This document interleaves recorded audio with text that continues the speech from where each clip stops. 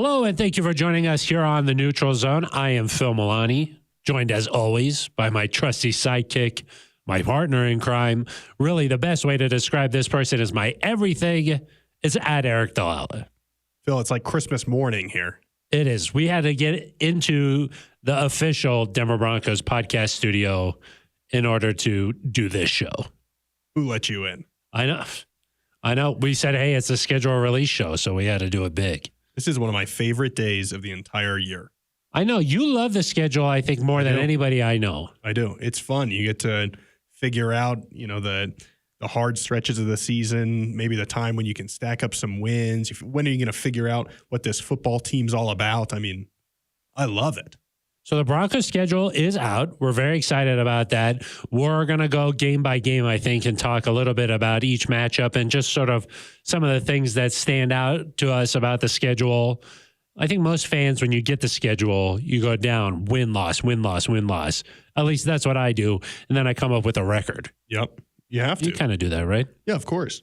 Then, so we'll do that. And then we'll be joined by Broncos head coach Nathaniel Hackett here in studio. You got him too? Yeah. Oh, you are full of miracles. We both did it. Together. Yeah, we both did that. We got the coach and a little bit of handiwork by the outstanding people in Broncos PR. That's true. Brought them over here. They were like, we gotta do it up right. That's how you got to do it on the Neutral Zone. Exactly. Yeah. So we'll get his thoughts on the schedule. Talk about London a little bit. Talk about Christmas a little bit. All kinds of different things.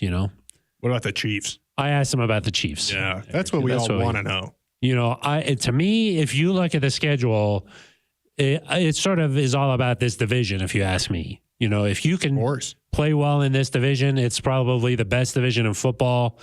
If you play well in this division, you're going to be just fine. So, no pressure. So, yeah, exactly. It's a tough division. It is a tough division. And when you've lost 13 consecutive games to one team, that doesn't sound possible. That's a big game. I don't care. You don't care about anything. I don't care about anything else except that game. That's not true. There's one game on the schedule. That's not true. But that's a big game to me. I mean, we'll each talk about maybe a game that we think that the whole season, it's like the fulcrum. It's teetering on that. This season rides on this. The whole thing rides on that. We'll pick a game. Okay. A game where we're like, we'll find out. Do we hedge or no? No. Oh, that's what you like to do. Yeah, maybe I'll do that. I'll give you 17 options. Yeah, exactly. So we got a nice little show. Last week, we did not have time for shout-outs. That's what happened? We just ran out of time. Ran out of time. I think we'll have some shout-outs this week. Okay. And a couple of emails we have. Yeah, I mean, we got 2.5 hours here for this show. I hopefully will not. I don't think that it's going to take 2.5 hours. Eric, we like to read the YouTube comments. We do. That's a big part of what this show is all about. This show goes up on the Broncos official YouTube page. Check it out. While you're there, smash the subscribe button. Eric? Right on cue. Thank you very much. Somebody said that they like to listen to the show on 2 times speed. Ooh. Yeah. Like Alvin and the Chipmunks style? Sped up, yeah. How do you feel about that? What's your takeaway sort of on that? Yeah, I'm trying to think, how would that even be like? Kind of upsetting, if you ask me. Yeah. Because if anything, I want it slowed down so my voice sounds real good. Nice and deep. Yeah. Yeah. Maybe I'll just talk really slow, and then when this guy speeds it up, everything. It'll sound normal. Alvin. If you'd like to leave an email and be a part of the show, you could do that as well. How do you do that, Eric? Well, you can leave an email at neutralzoneshow@gmail.com. You write a nice little email up. We'll read it on the air. On the show. We'll talk about what you want to talk about. That's it. That's sort of what this show's all about. It's all about you. It's for NZ Nation. Today it's about Nathaniel Hackett, too. But that was big. Normally, it's about you. You can leave a voicemail, 707-NEUTRAL. Mm-hmm. You don't talk to anybody. You don't have to talk to Ben Swanson. Gosh, thank goodness. Yeah. It's a little icy between me and Ben Swanson right now. Really? Yeah. And for people who might not know, what does that mean if something's icy? Yeah. Like there's a chill between us. Ooh, frost. Some frost. Jack really? Frost. Because it's springtime. It's getting nice outside. I know. It's kind of confusing. We haven't gotten our traditional May snow here in Denver. Yeah. Normally it snows during the draft, but it didn't. Between me and Ben Swanson. What happened? Am I to ask? You're a big golfer, Phil, so you can understand this. It's supposed to be a nice little company golf tournament. As always, we pass off kind of all of our administrative needs to Ben Swanson. Like dry cleaning, groceries. All the normal administrative stuff. Normal administrative things. And we said, please sign us up for this golf tournament. And he I don't know if he did it out of malice. It kind of seems like malice. What happened? Malicious. What happened? We're not allowed to play in the golf tournament. Well, did he say who it was for? Like, did he use our names? He must not have. Yeah. Must have used that. Like if he had a little bit of sway, I would have think. At Eric Delala with an A and at Phil Milani with a PH, non-traditional spellings. You figure they would have made us some room for us. So I think they'll make some room. Maybe we'll host an NZ Nation golf tournament. Yeah, that could be like a fundraising. Maybe we could each pick a foundation or something. Yeah, like rabies, like Michael Scott. Yeah, you load up on a lot of fettuccine Alfredo. Carbo. And you go out there. Yeah, exactly. Yeah. You'll probably be doing what Andy Bernard does. Yeah, the tape. The tape, yeah. For golf, sometimes. The tape. Yeah. I'm sure that we'll be able to get into that golf tournament. We'll see what I'll make a few phone calls, okay? Yeah, you don't worry about that. Okay. Yeah. I thought maybe you'd say something happened with a painting or like. No. Yeah. I thought with him that would be what it was. Yeah, that's what I thought. Like Eric mentioned, you can get in contact with us directly on Twitter at Eric Delala with an A, at Phil Milani with a PH, non-traditional spellings. That's right. So those are all the ways you can get involved in the show, and it kind of makes it fun, Yeah, we want to hear from you. It really does. Yeah, we want to hear from you. So that's what this show's all about. When we get to the schedule, I'm excited. I'm like a kid here. Like, can I wrap my presents? Me too. Okay, let's get into the schedule of the Broncos 2022 slate out for the public to consume. We're very excited about it. Consume away. Yeah, and you just go right down the list, and that's what we're going to do, starting with the opener. Preseason week 1. No, let's skip over the preseason. Yeah, I'm talking about the opener, Monday Night Football. The Broncos did not play on Monday Night Football last year. This year, they kick things off on Monday Night Football. It's going to be crazy. It's the Broncos in Seattle. Russell Wilson versus presumably Drew Lock. Presumably. Geno Smith, I think, is in the running, but it seems like they're excited about it. I think Drew Lock would get a chance to show what he can do. Yeah, but I think that one will be billed as Russell Wilson's return to Seattle. Yeah. Russell Wilson versus Pete Carroll. A showdown of sorts.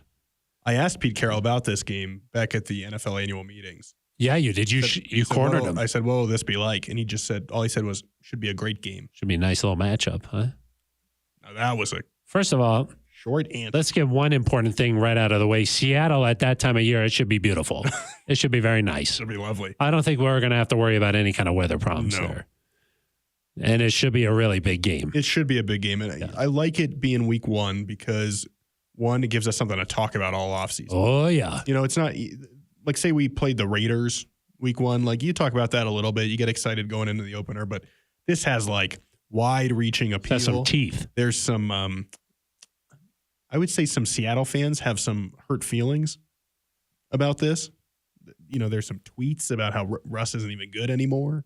Oh. Like, there's some that's interesting. Some vitriol that I think makes a good season opening matchup. Sometimes like with Peyton Manning, Tom Brady, when they went back to their respective first teams, it was later in the season. I think it's good that it's early here because, Seattle who knows what kind of year they're going to have. Yeah, tell me what you think is going to happen to Seattle this year. I don't think they're going to be very good. Okay. You heard it right here on the Neutral Zone. Eric Delala blasts the Seahawks. And so this guarantees for the networks that you're going to have a competitive game. It's not a team with 3 wins late in the year.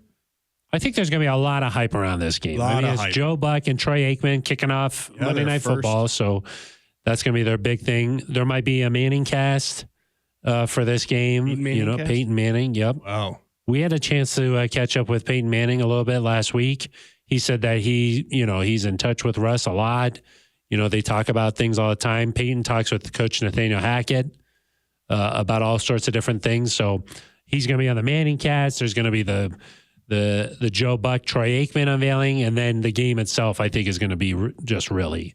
Yeah, I mean, there's so many different storylines and layers to this. It's not just Russ goes back to Seattle and like the emotion that goes with that. That's sort of the big thing. Well, that's the big thing with like there's so much underneath that is how much of the Seahawks struggles last year was the team around him versus Russ. Russ is going to want to show I haven't regressed at all, or I haven't started to decline at all. And that's kind of I feel like, the storyline around him for this whole season. And so the fact that it starts in Seattle is really important. You have the Drew Lock storyline where, some Broncos fans thought he just didn't get a chance here to prove that he could be the guy. Well, now he's going to be going against you. Noah Fant, Albert O, which one of those guys, plays better? You've got KJ Hamler saying he wants to fill a Tyler Lockett role. Obviously that all these draft picks Seattle has that they got from this trade will be playing. There's so many things that you can talk about with this. Yeah. There's obviously a lot locally where we're interested in some of those finite things, but it's also nice to just be back on a national stage where everybody in the entire NFL world is going to be thinking about Russ going back to Seattle. Yeah. And, let's just talk about it out in the open here. I don't think things ended in Seattle amicably for them. And I think that's true for any situation where you have a franchise quarterback that leaves and goes and plays for another team. That's always there's always like a little bit of friction there. Like Peyton Manning has talked a lot about how he wished he would have been able to play his entire career for one team, and so when you go back, even though time has passed a little bit, there's still some friction there a little bit. Do you know what I mean? Of course. And so I remember that first game when Peyton went back to Indianapolis. They played the tribute video before the game. It was really emotional for Peyton Manning.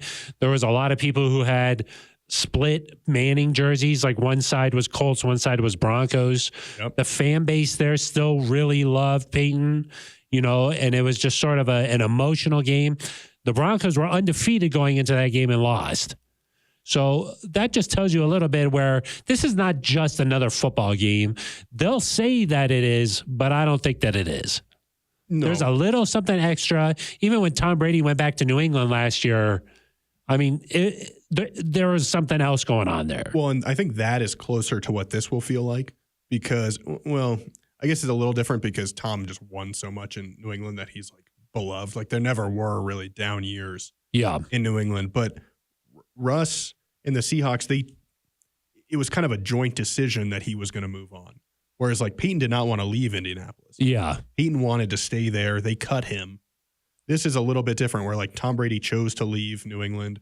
Russ, depending on what side you believe, both sides decided a trade was for the best. And so to me, that brings in some of the question of how will the fans react when Russ runs out on the field? Are they going to do a tribute video? And is it a long tribute video? Is it just a quick acknowledgement with a graphic? I mean, all of those things to me are kind of like they're elements of this return where, does Pete Carroll speak glowingly about Russell Wilson in the week leading up to that game? I doubt it. Yeah. I doubt that. Or does he say, Russ made his decision, we're moving on here? Yeah, I think that's sort of that all will add to the spiciness of this game. Yeah. And we know that, look, Russ wanted to throw the ball deep. He wanted the ball in his hands. Pete wanted to play a little bit different style of football. He wanted to win by running the football. He wants to win by playing good defense. And when they didn't see eye to eye, a change occurred there. But I do think that Russ is going to try and prove a point there. Pete's going to want to prove a point, and it's going to be on. Yeah, this game in some ways is like an early referendum on the trade. Because exactly. If the Broncos win and Russ has a great game, it's like, okay, this was all worth it. Yeah. And if the Seahawks win, it's like, well, it looks like we were right about where. There's a lot of pressure on that game. And so that to me is another, like the result of this game. Sometimes you look at openers and you're like, oh, okay, well, the opener is important. You want to get off on the right foot, but it's not like the biggest deal in the world. This game is going to feel like a big deal to win. There's going to be a lot of pressure to win this game. I don't know if we want to go ahead and say what we think is going to happen. I was going to say other layers to that. Nathaniel Hackett will be making his Broncos debut. We know that Vic Fangio had some struggles early in the season. The Broncos digging themselves a little bit of a hole. Not last year, obviously, but this first 2 years, that was sort of the narrative. And last year, so much talk going into the start of the season, like, hey, you got to get off to a good start here. There's going to be some of that going on with Nathaniel Hackett. And then, of course, Drew Lock. He's going to want to say, look, I had the talent this whole time, but I was in a bad situation there. And so he wants to prove a little something there. So there's a lot. I mean, the NFL knows what it's doing here. Oh, with course. the schedule makers, it's an art form, really, Eric. And it's my understanding that there is just one Monday night game this year. To start. That Correct. is my understanding as well. And so you don't have to worry about this being like pushed to starting at 10:30 Eastern. Like people are going to be watching this game. This game was so big that ESPN moved its traditional doubleheader to start the season to week 2. They were like, we can't. All hands on deck. Now, I will say as we go through this and we pick these wins and these losses, there are games that are going to be challenging. I think the mark of a good team is that you win some of those games or a lot of those games that are challenging.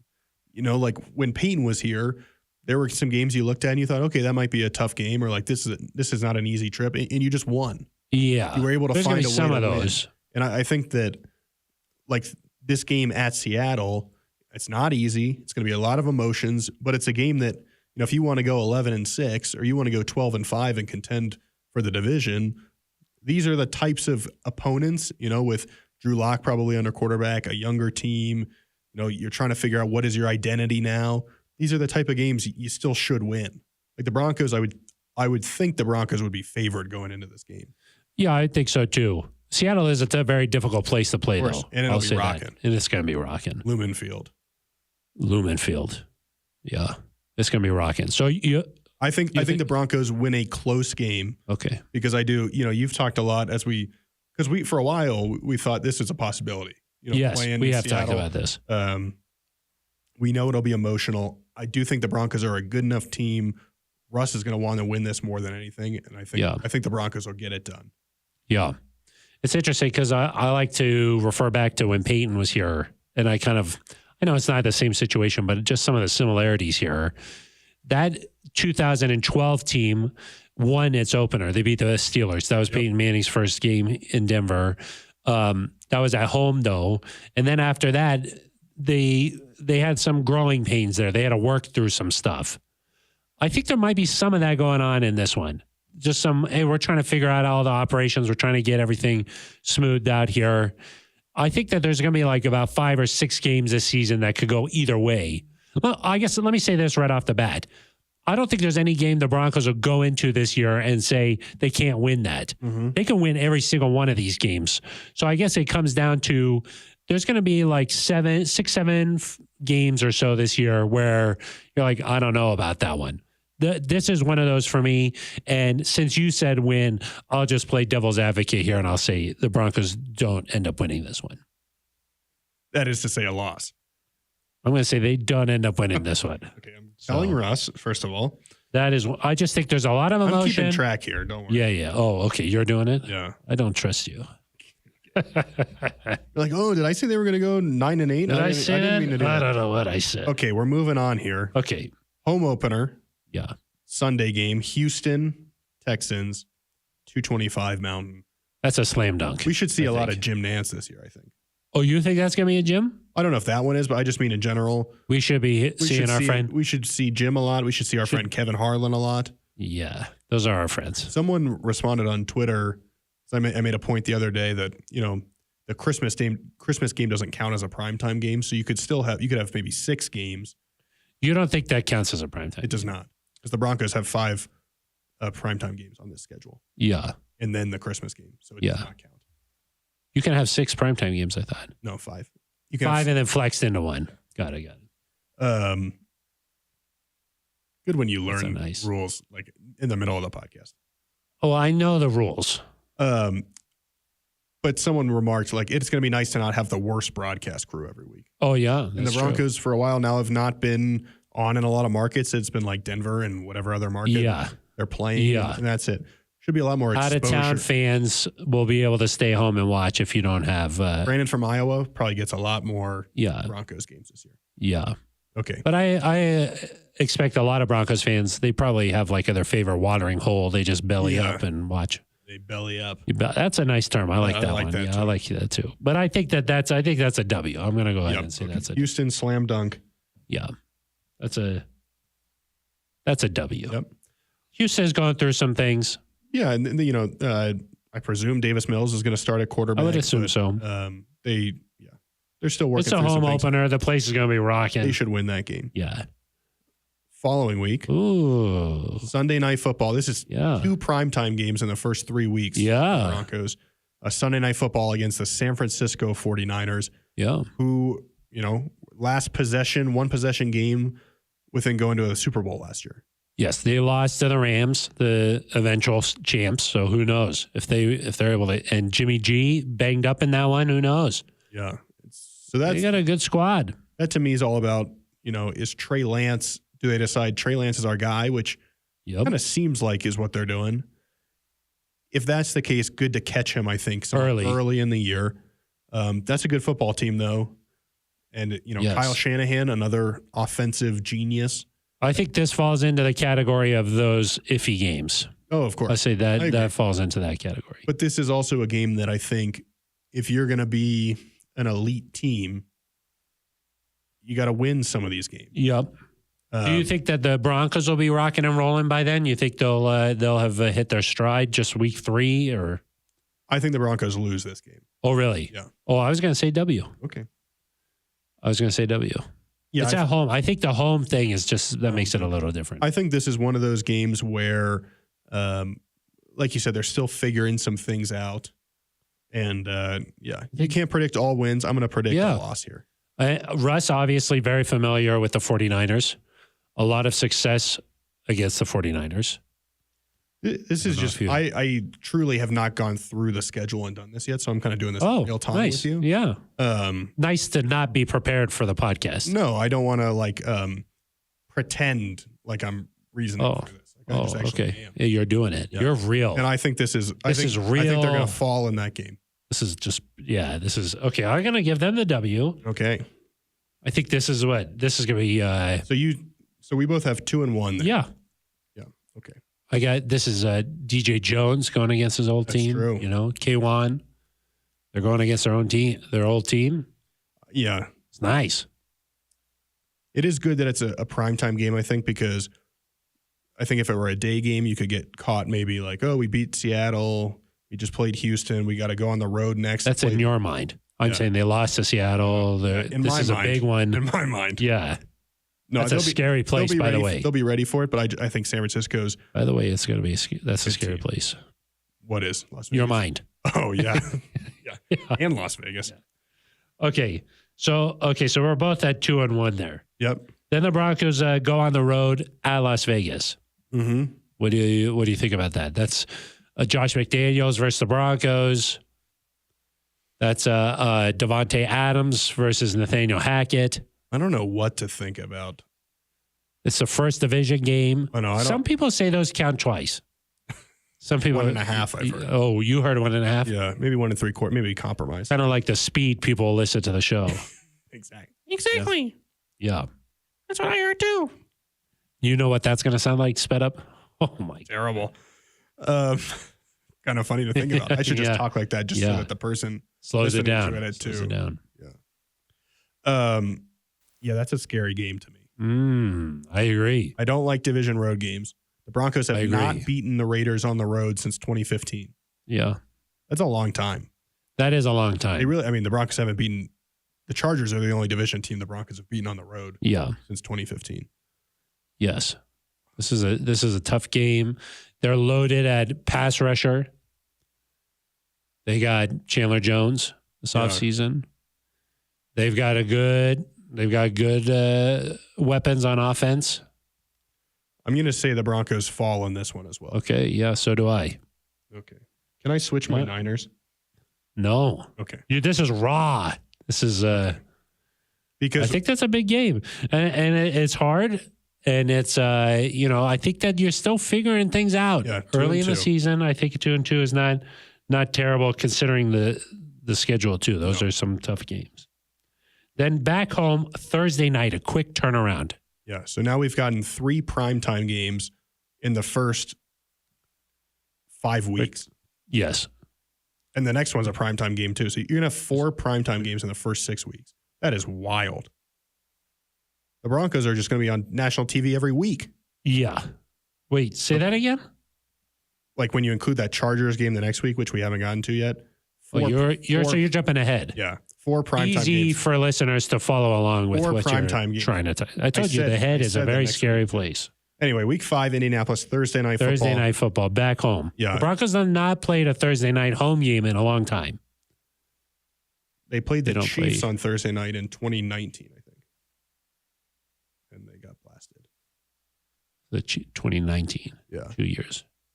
That was the Flacco. Oh, that's when Mahomes hurt his knee. Yeah. That was a Thursday night game. Yeah. Yeah. Not that long ago. Okay. The Broncos. It felt like maybe that's like the only one in the last like 5 or 6 years. Maybe something like that. Possible. Feels like Thursday night's been on the road a lot. Yeah. I will give the Broncos, Indianapolis, I think is going to be a good team. Me too. I think they're going to win the AFC South. And a nice draft. Matt Ryan coming over. Quentin That's Nelson a nice is little good team. Player. Darius Leonard. They added Stephon Gilmore. It's a good team. Matt Ryan, good player. But these Thursday night games, I think whoever is the home team just has such an advantage because if you're flying in, you lose a day of rest and recovery. Yeah. So I think the Broncos win this, a tight one, get back on the right track for me because I've had them losing 2 consecutive. I think they win that game in a close one. Yeah, I think that this is around the time where things start clicking for the Broncos. Yep. That's what I sort of You say predict. W. I say W as well. Even though I do think that Indy is going to be a good team, but I think this is the time where Denver starts getting on a roll. Okay. Oh, you already talked about the next one, right? So we don't. Sorry. Another Monday night game, this time at SoFi against the Chargers. Yep. 4 primetime games in 6 weeks. I don't know if you knew that. Wow, really? To start the year. Yeah, pretty good. I like the Broncos in this too. Me too. I'm not as afraid of, I don't know why, I'm not as afraid of like going to LA and playing the Chargers as I am of going. Well, there's a lot of Broncos fans in LA. Yeah. Like Vegas to me is just a little scarier. It's because it's dark, is it? Yeah, I think that's why. Yeah. It's just kind of scary. So, This is scary. LA, it's like nice and sunny. There's palm trees and stuff. Well, there's palm trees in Las Vegas, but. Plus the Broncos there. I'm big on the rest. Oh, you like the rest. You get a little bit of extra time. 10 days to get ready. A little mini buy. Yeah, what do you think? I think Russ has heard maybe some of the chatter about, hey, is Russell Wilson the 3rd best quarterback in this division? Oh, Herbert versus Wilson. Herbert versus Wilson. I think Russ shows he's still got it here. Okay, yeah. I do think that. Probably about this time is when I'm like, Russ for MVP or what? Yeah, that's when you start That's talking. when I start getting going. Yeah. I say W as well. Okay, so we currently have. I got them at 4-2. Both have them at 4-2. Yeah. Jets at home. That's a W. That should be a W. I think the Jets will be better this year. Yeah, Zach Wilson is in his second year. Zach Wilson, they had a nice draft. Make a little jump. Yeah, they had, 7 first-round picks? 8 first-round picks. 8 first-round picks. Yeah. But I do think that the Broncos at home, You take care of this. you get the W, especially if they want to. I think they're hitting a stride here. I think they're feeling pretty good. Yeah. Then they go, we don't say across the pond on the show. London. I don't know if we say that anymore we on the don't. show. Yeah. They go to They're Wembley. going to get on a plane and they're going to fly to London. They're They're going to going to fly play across an football game. ocean. Yeah, they're going to. Yeah, exactly. This worries me, actually. Oh, really? Yeah. Jacksonville. Yeah, I think, The Trevor Lawrence? in our heads, again, we've mentioned scary place to be. No, your head, scary place. My head, very nice. Okay, well, in our heads, Comfortable. we both have them 5-2. Yep. We both have them winning 3 straight games. Yep. I think you're feeling pretty good. I think you see the bye week on the horizon. And I think there's a chance that you slip up against a Jaguars team that, if Trevor Lawrence takes a step forward here, all of a sudden this is not a cakewalk. This is, you're playing a good quarterback. I think Trevor Lawrence takes a step to where it would not surprise me if he shows some like some moments like Justin Herbert had in his second year, or I guess his first year, because he was good his first year. Yeah. So to me, that's where I just am like a little uneasy about it. I think ultimately having Russell Wilson, having that veteran leadership and saying we need to go take care of business, I think that matters. A season, a lot of things can happen. There's ups and downs. I think as much as Russ's skill matters, it's also important that he can kind of be like that emotional stabilizer of this team. Yeah, I just sort of think that this is not going to be the type of Broncos team that cares like it's a bye week. Okay. I think they're locked in. Yeah. I don't think it's going to be. I think the Broncos take care of business here. I think they win too. I just think that this could be a nice hedge. This could be I just think this could be a game where you could be down 10-0 and you're like, oh, what's going on? Oh, maybe a slow start. It's early. Your body clock is a little bit off. The Broncos still do not know how they're going to approach that week. Or they're not telling us. Or they're not telling us. Yeah. Which would be mean. Yeah, exactly. But the Broncos will be playing at home the week before, so it's not like they could have been out on the East Coast and just gone straight over. Right. They're not going to be doing that. They're playing at home the week before. But I do think that they take care of business and win this one. Okay. So at the bye week, what do we have them at here? 6-2 here at the bye week. That's nice. I like that. That's a great time to have a bye week. Smack dab in the middle. Yeah. There's no real middle of 17. No. But I still call this the middle. There really isn't. Yeah, if you really think it's about as good as you can get. Yeah.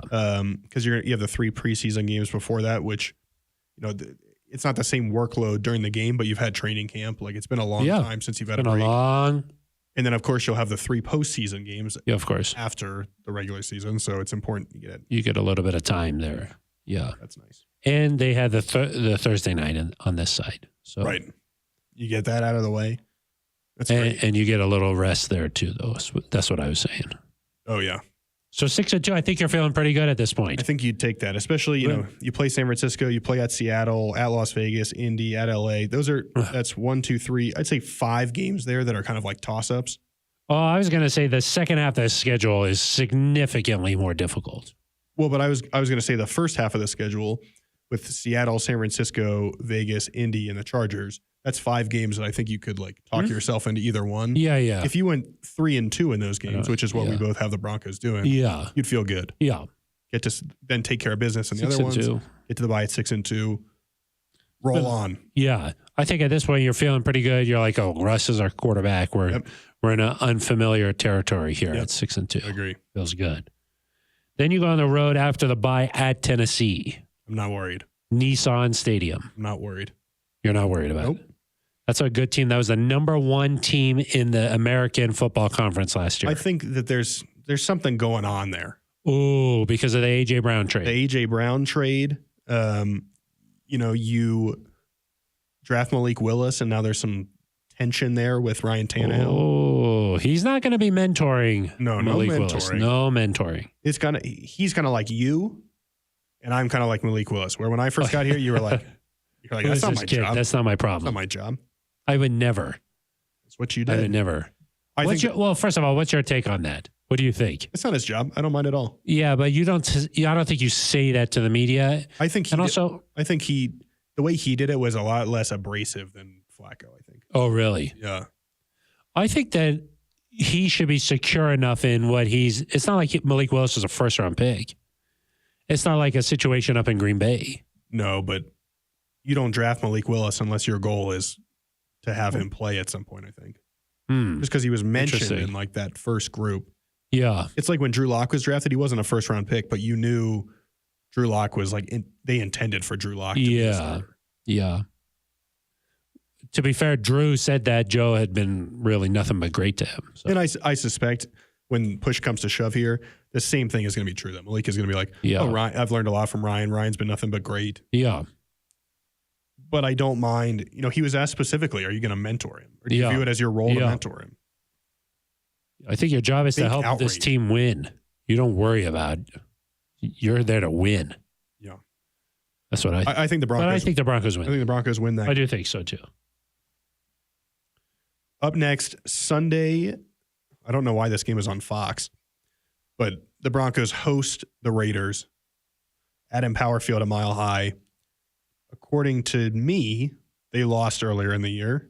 And according to you, they lost earlier in the year to the Raiders. I think they win this one, though. I do too. Yeah. I think that I don't know how you feel. When I look at the division, I think 3-3 So do I. would be if you could sign up. If you could sign up for 3-3 right now, It'd be nice. I would be all for it. Yeah. Because then you could go. I with one caveat. One of them comes versus the Chiefs. Yeah. I do think that, like we mentioned, this is a good Raiders team. I think they do some things that are, Derek Carr's always been successful against the Broncos. Josh McDaniels is an offensive mastermind. Darren Waller's hard to stop. Devontae Adams, obviously a really good player. Hunter Renfrow. They have a lot of talent. There were some rumors that Waller would maybe. Yeah, that didn't happen though. That didn't happen. Yeah, but where there's a little smoke, sometimes they say there's a flame or there's a fire. If you go 3-3 in the division, then if you go 7-4 elsewhere or 8-3 elsewhere, you're feeling nice. You're gonna be in a good spot. So yeah, I think back home, it's better. Yeah, it's nice. I think they take care of business. This is a good team. Yeah. I also have a hard time believing that, unless there's a letdown game every now and then, like which even the Packers had last year. Yeah. To start off in New Orleans, I think. I guess it was in Jacksonville against the Saints. This Broncos team should be in every game. They're not going to get outclassed, I don't think. Yes. No, I don't think so either. So I'm going to give that a win. That's 6 consecutive wins for the Orange and Blue. That is. I agree with you. And then they head on the road and face the Carolina Panthers. This is the 17th game. That additional game, right, that they're playing here. So they're going on the road this time, and they're facing the Carolina Panthers. And this, to me, this is one of those slam dunk games. Yeah, this might be the easiest game on the schedule. So you're saying it's like a second bye week? I'm not saying. Is that what you're saying? This or Houston are 2 games that you should absolutely win. Yeah. So I'm going to give them a win. I look forward to them playing this before that game. Playing what? The Panthers playing this clip. In their locker room. They're like, those guys on the neutral zone. Did you hear what they said about us? Yeah. That often happens. Sorry. That often happens. Now here's where the schedule you said the starts second half really of the schedule was tough. The Broncos are 3-0 in our projection. This is the next stretch here. Broncos are currently 9-2. Yeah, they're feeling good. 9-2. They're feeling nice right here. Okay. Now they go on the road and they face the Baltimore Ravens, December 4th. We've just wrapped up. Okay, we didn't even talk about this. The Panthers. It's after Thanksgiving. You go big on turkey, or you got to tone down? Sorry. I think you got to take it easy on the turkey. That way you go out there. This is nice for me because, as you know, I'm from the South. Yeah, down there. So maybe the fam travels over from Raleigh. Oh, get to see them, you think maybe you go out a little early and have a Thanksgiving over there in Raleigh? I'll be here to work. Oh. I'll work. But maybe I'll see them on Saturday afternoon. Oh. Yeah. But that's about a 3-hour drive there from Durham. Yeah. Well, and then if, we take the horse and buggy, so it takes a little bit longer, about a couple, 3 days. Yeah. A couple, 3 day, you make it over. You make a 3-day trek. I believe they call that a trek. I think they do. Okay. So then they play at Baltimore. Back to back, East Coast. I don't like it. I don't like that. I don't like it one bit. I don't like it at all. The Broncos have struggled traditionally with these 1 p.m. Eastern kicks. Because the body clock. Yeah. You need to get a little more sleep. A little sleepy. Yeah, a little sleepy sometimes. There's something about Baltimore where what they do is just so different than everybody else that I don't like. It's hard. Baltimore is very difficult. They're always well coached. And they're good. They're good. Their kicker can make 78-yard kicks as time goes by. And it's difficult. And I think this is a loss. I do too. That's what I think that this is when the schedule starts to get tough. Panic in the streets yet or no? No, but I think you're saying, ooh, this little stretch of wins, that was nice. Maybe a little bit of a heat check. Yeah, that was 7 consecutive wins. Some people say heat check. And 9-2, you're probably leading the division at this point. Yeah. But you haven't played Kansas City yet. Dun, dun, dun, until this week. That was a good transition. That was nice. You built that up nice. Sunday Night Football, Kansas City Chiefs. Yep. 13 consecutive losses. Yep. Things really turned, Phil, in 2016 during that Sunday Night Football game in Denver against the Chiefs. A lot of seasons turn. But like this whole rivalry kind of turned. Yeah. You know, because I know the Broncos lost in 2015, but they still went on to win the Super Bowl. So you're not like, really concerned. No. 2016 is when that baton was passed from the Broncos to the Chiefs. They got to take it back if they want to win this division. You got to beat the Chiefs at least once. I think this is where you do it. Oh, really? I think the Broncos play some inspired football. They're mad about losing in Baltimore. They say enough is enough. I think the Broncos win just a really good football game in early December against the Chiefs at home. Really? And it's kind of like a ding dong, the witch is dead. Oh, really? It's one of those kind of games. It's one of those. Really? Yeah, I think they do it. Really? Yeah. I don't think so. Yeah, I don't think so, unfortunately. Think about what that week is going to be like. Imagine that the Broncos have lost to Baltimore. They're 9-3. Yes. The talk is going to be like, okay, well, if they beat the Chiefs, nobody doesn't cares. matter. You're still 9-3. You're still fine. Let's take care of business. If the Broncos do that, it's revelry. Yeah. If the Broncos don't do that, panic. Yeah. I think they do it. I don't know what it is. Sometimes when you stub your toe a little, sometimes after like you've gone on a long winning streak, it usually takes 2 games in my mind. 2 games. Okay. That's what I think. I think the Baltimore too is like you're almost looking ahead to Kansas City. Oh, you think that's part of the loss there, huh? This snaps them back to reality. Oh. They're okay. And I also think that some teams, really good teams, they have a little patch there where something's not clicking right. Boom, couple losses. Yeah, that's true. Couple losses. That happened in 2015 to the Broncos. We saw it happen to the Rams last year. The Rams did not start strong. The Buccaneers, the year before that, took a while to click. But I'm even saying once you've gone on a stretch too and you feel like you're clicking, sometimes you hit a little roughy. Yeah, I think it's coming. I just don't think there. I think that's where I think that it happens. So I'm going to give that an L. Okay. So let's see. What do you have? You've got them at 10-3 there. 10-3. You've got, and I've got them at 9-4. Yeah. Okay. And we just don't know what the Chiefs are going to look like at that point because with no Tyreek, there's a lot more. That's true. There's a lot more pressure on Travis Kelce. A lot of these teams. I mean, injuries are going to play a factor. So. But they could be 8 what do we say? How many games is that at that point? They could be 8-4, or I guess not 8-5. They could be in that range. The Chiefs or the Broncos? The Chiefs. Yeah. They'll be very similar to. You don't know what. Yeah. They're gonna. I think it's gonna take some time early in the year for them to get going. Yeah, and they're gonna face a hard schedule. Yep. That first place schedule is no joke. Okay, then the Broncos stay at home and welcome in Kyler Murray. Yep. I think that DeAndre Hopkins will be back by then. Should be. Supposed to be. And it's going to be a tough game. It will be. And I think Cliff Kingsbury.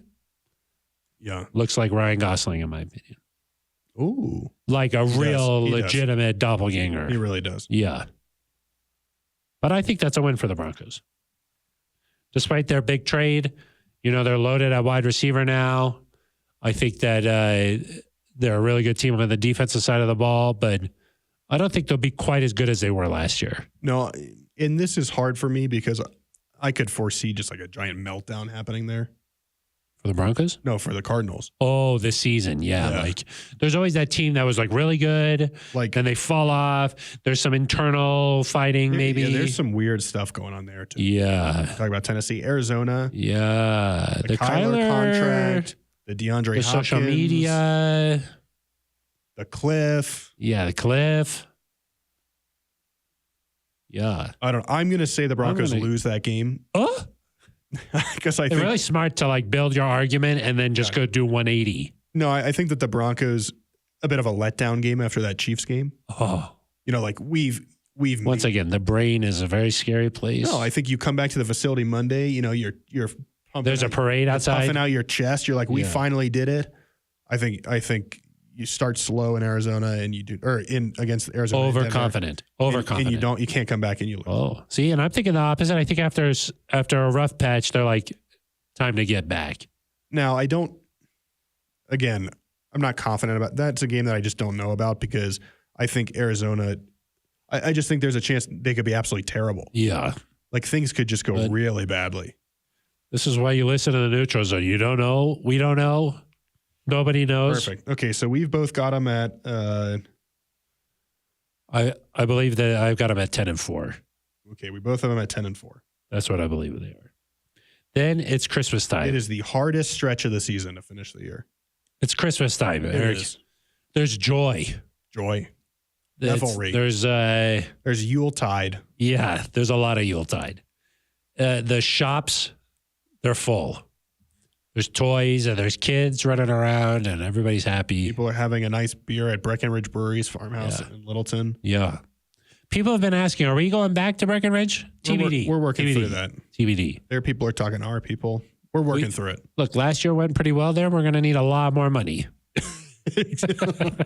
I'm going to need at least 2 beers per episode. Okay, so it's Christmas time. Santa Claus, he's going to have to visit the hotel. Yep. The Broncos have done this before. 2016 at Kansas City on the road on Christmas. They've done it a lot, actually. Broncos played on Christmas. Right, but that time of year. Yeah. 2017 Broncos a lot. In Washington on Christmas Eve. Yep. They've played, I think, in Oakland on Christmas Eve. Yep. They've played last year in Las Vegas on the day had to after leave Christmas. Yeah, yes. The Broncos don't stay at home on Christmas. It's kind of a little bit ridiculous. That is, I would say, the road Christmas game is probably the worst road game that the schedule can present itself. Yeah, I agree. It's really hard. Which is why we get it. Yeah. Fun for the fans. Fun for the fans. Truly, that's a great game. Like if you're a Broncos fan and you've unwrapped some presents. That's the point. Maybe 2:30 Mountain Time. Yeah, 2:30 Mountain Time. That's a perfect time. Go for a stroll with the family. Yeah. You maybe go on a walk beforehand. You come back. Yeah, you get cozy. Game time. After the game, you have some nice dinner. Yeah. Yeah, your parents are like, dinner's ready. And you're like, Mom, the game's not over. Yeah. What if it went to overtime? Oh, my gosh. Oh, my God. Like, Christmas ruined. Mashed potatoes are getting cold. Yeah, Christmas ruined. I think the Broncos lose that game and ruin Christmas. Oh, really? Yeah, I do. Oh, Eric. Well, what? The game's going to be a Nickelodeon too? The slime. I just think the Rams are really good. It's a road game. I think it's going to be just a tough game to win. I don't think the Broncos are going to get destroyed or anything. I just think that's a tough game to win. That is a tough game to win, huh? Yeah. But Russ knows the Rams pretty well. Russ does know the Rams. He and the Seahawks lost both games last year to I believe so. LA, I believe so. They also lost he's lost 4 of the last 5, I believe, to LA. Yeah. I struggle with this one. This is another tough one for me. We could just sit here for like 4 to 5 minutes as you think about it. I'll give them a loss too. I'll give them a loss too. I'll say a loss. So what do we have them at? 10-5. 10-5. Okay. That is, I don't like that. Sorry. That means that in my book they've lost 3 out of 4. Same for me. That's not what the doctor ordered. Unless maybe it was the other team's doctor. Because the next week, you know what happens? City. Yeah, Christmas or New Year's Eve. Christmas again. New Year's Eve in Kansas City. It's not New Year's Eve. It's New Year's Day. That's when the game is. But New Year's Eve team is going to be it. Once again, they'll be on the road. Uh-huh. Yeah, they'll be on the road. That's not nice. Sometimes you like to be with your friends and family on New Year's Eve. You celebrate the start of a new year. Is that as big of a deal? Yeah. Like I feel like on Christmas Eve, you're like, oh, I wish I was with my family. On New Year's, do you do that? Same thing on with New you. Year's, Want to be like, with your I friends. wish I was out raging. Yeah, with your friends. Yeah, that's different. Doing what you want to do. They'll be with their friends. Bed check. They'll be with their friends. Yeah, like Justin will be with Kareem. Yeah. Jerry Judio will be with KJ Hamler. Okay. It's also a tough game. It is. It's still the Chiefs. This is where I say 3 weeks later, the Chiefs, if win. the Broncos win, which I say you did not say that. I'm going to give the Broncos a win this time. Oh, you think they win in Arrowhead? Yeah. Wow. This is the time that I think that Okay. I give them a win. I think the Broncos lose this game. I think the Chiefs are mad. It's been a great program, everybody. Thank you very much for tuning in. I think that maybe you can find the Coach Hackett interview somewhere else. This season is so long. I've just got like WWL. It's like so many numbers. Yeah. Letters. Those are called letters. Okay, so we both. How about that, John Jornot? Are you listening? Huh? Eric wrong, Phil Milani right. Okay, so I have them at 10-6 now. I've got them at 11-5. Yeah. Okay. And then they wrap up the season. Final game of the year at home against the Chargers. Currently Saturday or Sunday. Yeah, that's because, of course, the NFL likes to make it where the playoff seedings, it's all happening at the same time. They're not going to impact any of the other games around the league. That really is not helpful for me trying to plan anything, you know? Yeah, you got big plans. What is that, January 7th? Yeah, you know what happens on January 7th. What happens? Tell me about it. It's a little bit out of control. A lot goes on. Yeah. I think the Broncos Tell me. come back and win that game. I think they win it too. I think they sweep the Chargers. Yeah, me too. I ain't afraid of them. So, wow. So you have the Broncos going 12-5. I say 12-5. Wow. Yeah, that's what I have today. But I'll tell you what. And I have 11-6. There's a good stretch there around the bye week beforehand where things are feeling really good. There's a really bad stretch there around just after Thanksgiving. You've really got to rack up some wins between that Jets game and that Carolina Baltimore game. Yeah. In Baltimore. There's like 1, 2, there's Or five. Baltimore. There's 5 games there basically where the Broncos could, foreseeably go 5-0 in that stretch. Yeah. But I think you need to go at least 4-1 from the Jets through Carolina. Then again, you look at that early stretch, Seattle through the Chargers. If the Broncos can get through that, 3-2, that would be good in my mind. And then at the end of the year, Phil, I think what you really want to do is have built up like enough wins that you can afford to lose some of these games. You don't want to. And I think there's a chance where we both had them, 9-2? Yeah. You could be looking at the end of the year saying, man, if we push it here, we can end up 13-4. Yeah. I mean, the scary thing is just that knowing that that's looming at the end of the schedule builds pressure to start fast. Yeah, I don't know if the team views it that same way. Well, no, they think that they're going to win every game. Well, right, but I think like if they were in their heads about that, like, oh, we've got to beat these teams so that because we're going to lose a bunch later. I don't think any team they don't thinks think that like way. that. No. So I don't know if that in reality has. But no, you're right. Like if you got to week 13 and you were 6-6, you would not feel good. No, you wouldn't.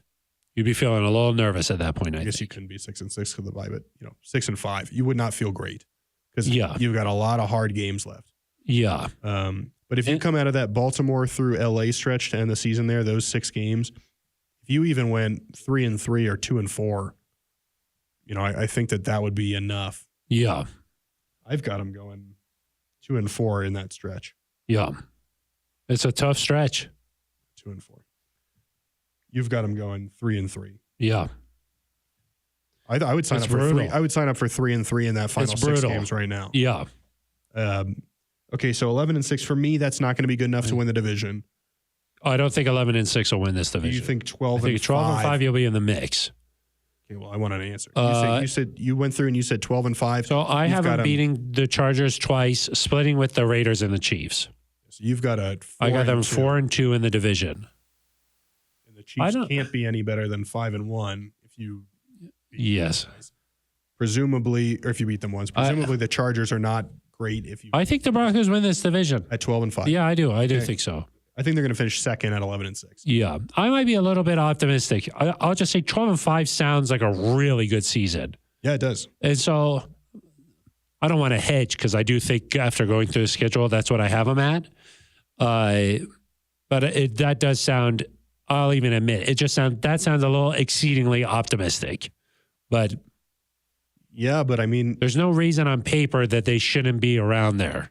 Like if you go through this schedule, and I'm just doing this in my head really fast, Seattle, like in terms of who the Broncos have the best quarterback in, which we like to do. Yeah, we do like to do that. Seattle, Houston, San Francisco, Las Vegas, Indy, I would say Chargers, Jets, Jacksonville, Tennessee. Like there's going to be Baltimore. Like if some of the things Lamar does is crazy. Yeah. And then the 2 Kansas City games and maybe the Rams game, depending on what you think of Stafford. There's only going to be 4 or 5 games on here that you like definitely don't have the best quarterback. And whenever you have the best quarterback, you got a chance. You've got a chance. Yeah. So, the hard thing, I'll just admit this, is that with the new coaching staff, there's a lot up in the air. You just don't know. Yeah. I mean, it's possible that Nathaniel Hackett and company, they go out there and you're like, man, this is a really good coaching staff. Like they're pressing all the right buttons, but we just don't know that for sure yet. I think we're just assuming that the combination of Hackett and Russell Wilson means good offense. Sure. Yeah. I mean, that's the case for you're assuming that the Raiders are going to be good because Josh Exactly. McDaniels is a good offensive coach. Yeah. And Devontae Adams is a It's good just harder player. to do this. Like if Hackett had been here for like 3 or 4 years, you would have just a lot better of an idea. Sure. I do think it bodes well for the Broncos that those first 10, 11 games, I would be Very really winnable. surprised if the Broncos don't come out of that with like a pretty decent record. Yeah. And so as Hackett's trying to say, hey, this is how we do things, you Building confidence, you got to buy in. Yep. Players can kind of say, okay, this works. Yeah. And then when you get to the end of the season, even if you suffer a few losses, by that point you've built like the capital for players to be like, we can stick through this. Yeah. And to me that's important. It is. If you started with the back half of this schedule, like if you started with KC, Arizona, Rams, you think there'll be some negativity? just like if you start 2-5 or whatever, you'd be like, okay, well, is this working? Yeah. I think building belief is important. That Peyton Manning year, they had, of course, a comeback against the Chargers. And there was like a really identifiable moment where everything changed. Yep. Do you think there'll be something like that for this season for this team, or do you think that that was just special? I mean, that was like a unique situation with Manning. Well, I mean, that was different because the Broncos, like in retrospect, they didn't lose again in the regular season. Yeah. They went on to be 13-3 after starting 12-2-3. The vibe, Right. like there was like, there's a little bit of magic. Switched. Yeah. I don't know if it's going to be like that. I do think at some point you're going to have a win where you're like, this proves the Broncos are for real. Yeah. When do you think that'll happen? So I look at 2 points. One, and I'm sorry if I'm supposed to just pick one, but one, No, I you think can do whatever you want to do. This is your show. I think one of those primetime games against Indy or the Chargers, like early in the season, I think could be a good moment where you're like, hey, we can beat a good team. Yeah. And the other moment, of course, that stands out is the Week 14 game against the Chiefs at home. Yeah. Where, like, if you win that game,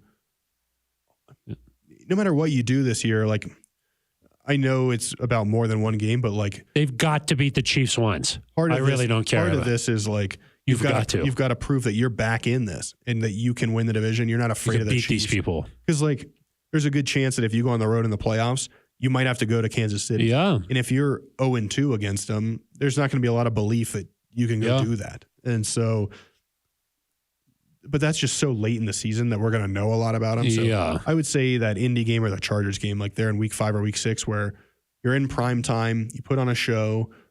And listen, the Broncos are in prime time so much, especially early, that Russ is going to have a chance if he plays well. And the Broncos are 9-2, Phil. Yeah, you're all in. It's going to be like Russ is an MVP candidate. Yeah. To me, it's that 49ers game, September 25th. Early. To me, if the Broncos win that in front of the whole nation is watching Sunday Night Football, they beat, a really good team in San Francisco, then I think that you're starting to think, oh, man, the Broncos I think they're for real here. Even though I have them at 2-1 there, if you beat them, I think that you're starting to believe a little bit. And then I agree with you. Just one of those Chiefs games at the end of the year, you've got to win one of those. Because I think there's categories of teams, right? Like tiers. Yeah, there's like the Chiefs, Rams. I would put the Chargers in there. You would put them in tier 1. I think in terms of where the schedule is, Like how difficult like some of these games are going to be? I just mean like if you look around like power rankings. Yeah. No, they're not there. No. They're not quite there. But in the Broncos schedule, I would say that. But I would view like Chiefs, Rams.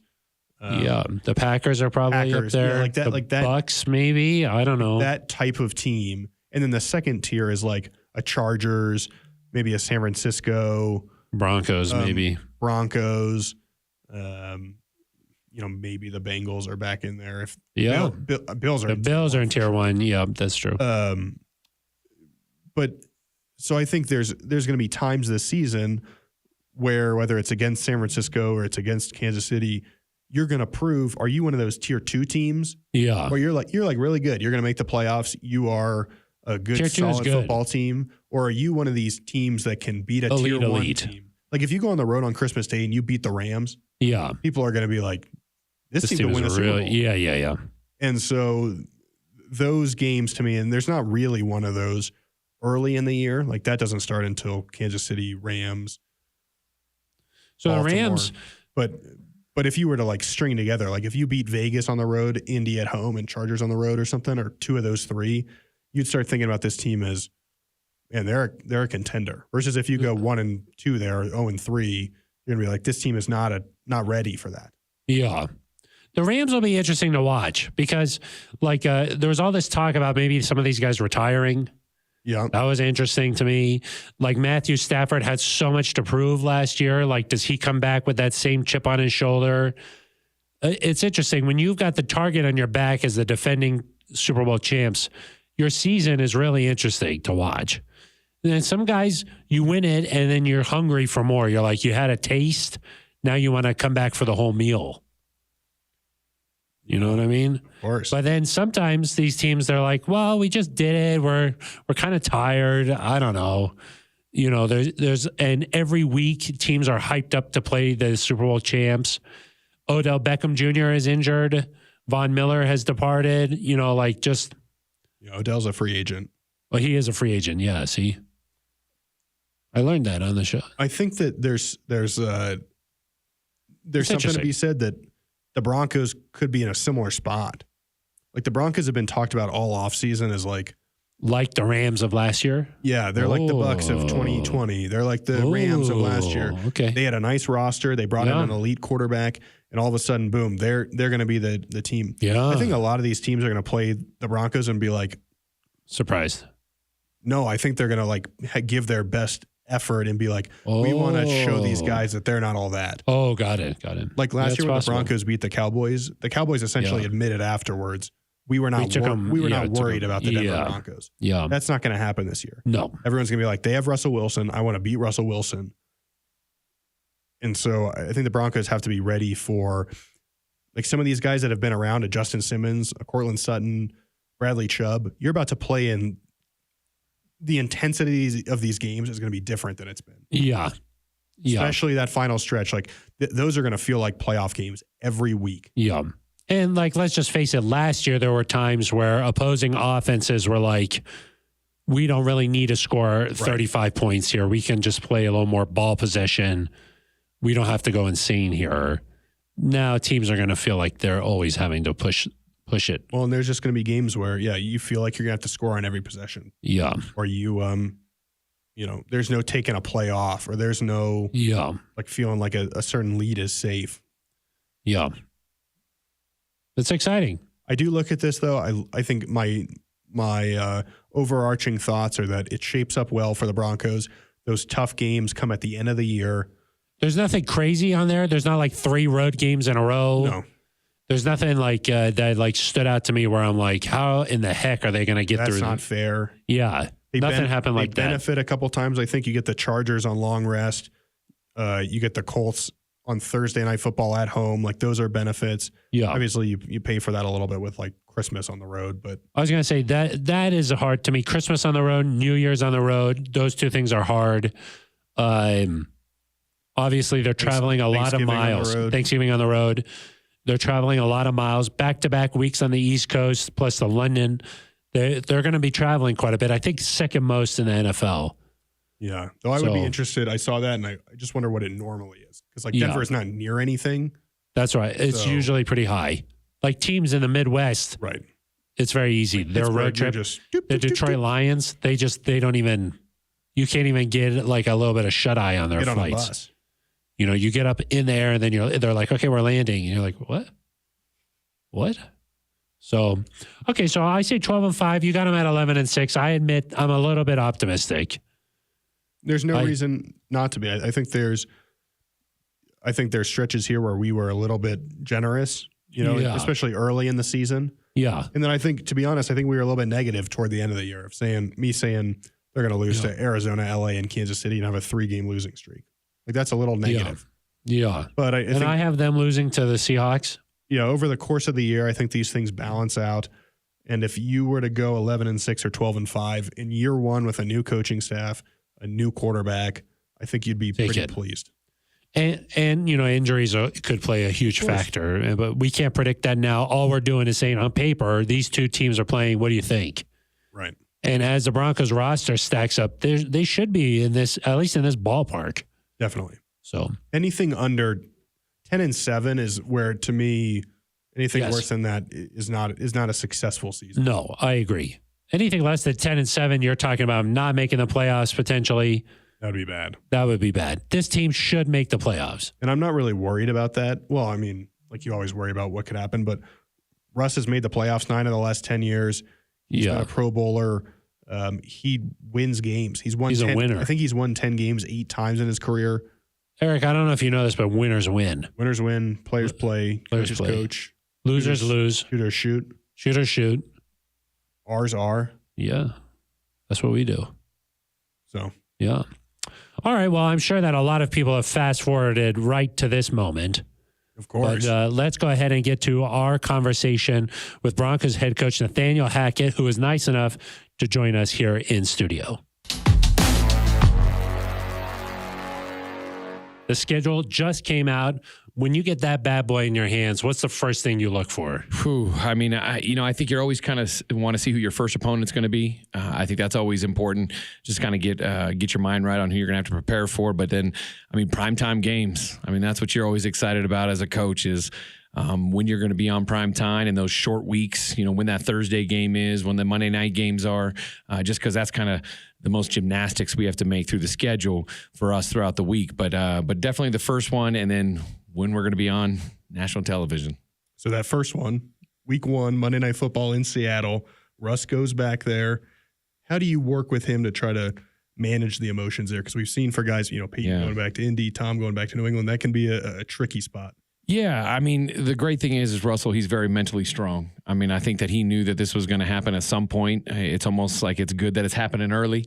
But I think it's just going to be an exciting time. I mean, it's here's this new team that he's a part of, and we get to rally around him and support him, where he had a lot of success. And I think that it's one of those things, just be there for him. Be there for him, get a great plan for him, get him fired up and excited to be able to play within himself and do what Russell does. How important is it to set the tone early there to get off to that fast start? Everything's about 1 week at a time. I mean, it really is. I mean, we always want to get to a fast start, but you want to finish strong too. So I think in the end, it's about making the playoffs. That's our goal. That's what we want to do. We want to be in that final dance. So whatever we have to do to get there, that's what we want to do. And obviously, every time we get onto that field, we want to win the game. When Peyton Manning was here, the start of that season kind of started slow a little bit. What is the trick to just hitting the ground running? There's a new coaching staff in place here. There's Russ. There's a lot of excitement in town. Oh, yeah. Going back to Seattle is Monday Night Football. I mean, it's awesome. Yeah. How do you get it going? Be exciting. I mean, it's so exciting. I mean, it really is just the whole season. Just everything. Like I said, it's week by week. Every single game is a different challenge. We have to focus on what we do, what we can control, and go out there and execute the best of our abilities. I mean, in the end, that's what it's all about. I mean, the schedule, you look at it, you never know where we're going to be at that time. You never know where we're going to be at the end of the year. But it's just about 1 week at a time, attacking it every single day and winning the day. I mean, that's kind of what we want to do, and that's how we're going to approach it. Going on to the primetime games, you mentioned those. You were in primetime a lot in Green Bay. Do you like being that one game that, people around the league are watching? And I'd imagine the players must like it too. Oh, I mean, If you don't love it, I mean, heck, you're in the wrong business. I mean, that's what we're here for. You know, in the end, you know, we're here to entertain. We're here to play the best game in the world in front of as many people as we possibly can. I mean, that's what we all live for. That's what we all want to do. And to have this many opportunities, just it's amazing because you can showcase all your talents. The players can see it all. And I mean, let's face it, in the end, it's about getting to the playoffs, right? And that is the ultimate national television. That is the ultimate. So the more practice you can get in that situation, the better you're going to be as a team to just know that pressure, that the mindset that everybody's watching you and be able to learn how you can cope with that and feel that environment and that excitement. So the more we get that, the better we're going to be. Good to be battle tested then in the regular season. Come playoff time, you've already been through some of that pressure? Without a doubt. I mean, I think one of the best examples is the Los Angeles Rams last year. I mean, heck, that division was unbelievable. And I think when you go through those games and you have those hard-fought games, like that gets you ready for the playoffs. Because that's what, I mean, when you get in the playoffs, I mean, that's one thing with my experience throughout that time is, I mean, that's when everybody's playing at their best. So you want everybody at their best. They're most excited that you can get. And you also want to learn about the players, how they react in those situations. So you can just be ready for, you know, when all of a sudden it's that, you know, one and done mindset. I mean, they're ready for it and it's not something new. One of those primetime games, I guess not a primetime game, but an exclusive window there on Christmas in LA against the Rams.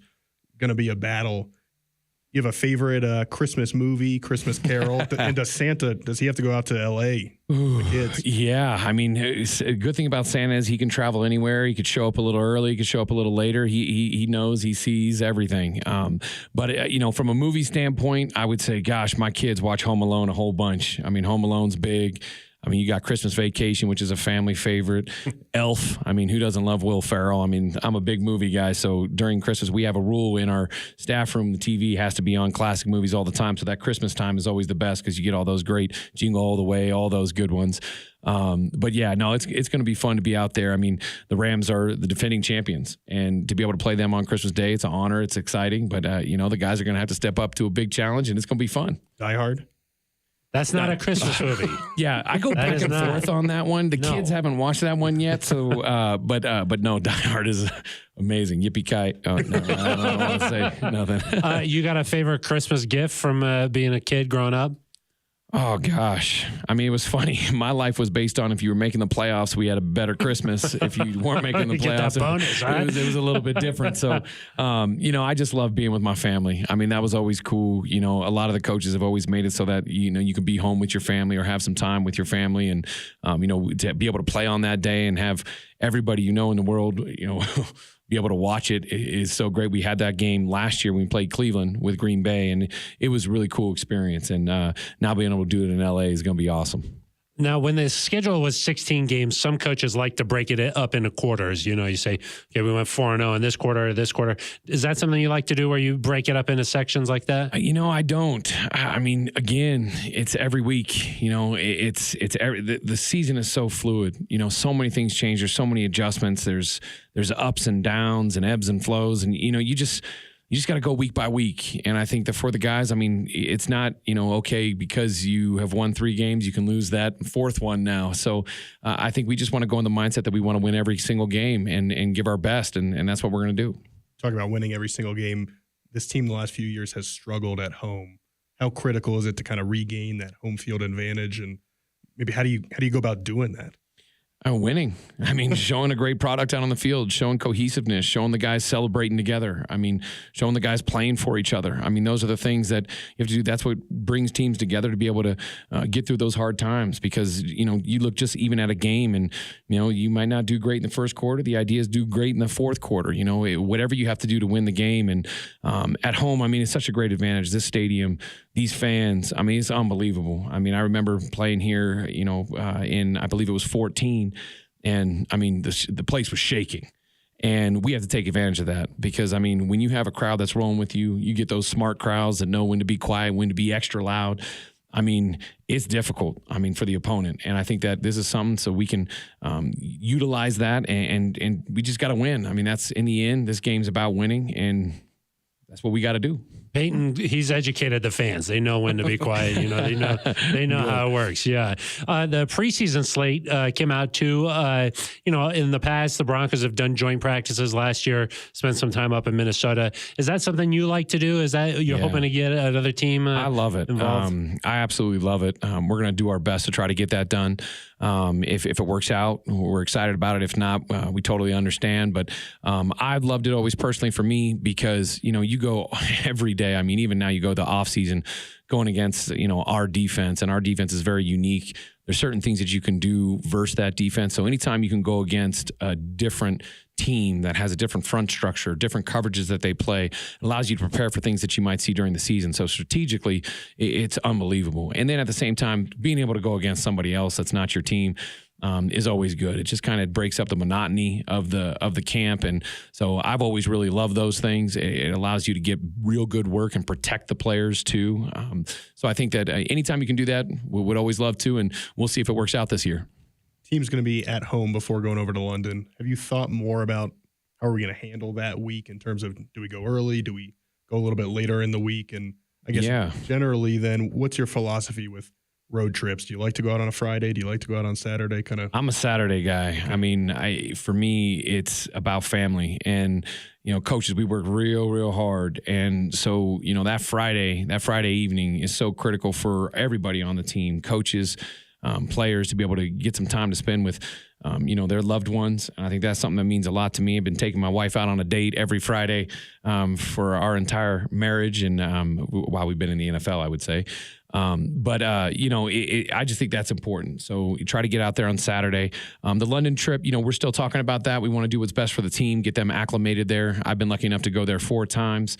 Have done it a couple different ways, have other people on the staff that have done it different ways. So just trying to talk with everybody, talk with the quarterback. He's done it. Talk with anybody that's done it, just to try to get everybody's feel for it and try to do what's best for us, because every team's a little different. You grind game tape on the plane rides out to these places, or do you let yourself have a minute to watch something or listen to music? For just like a regular road game? Yeah.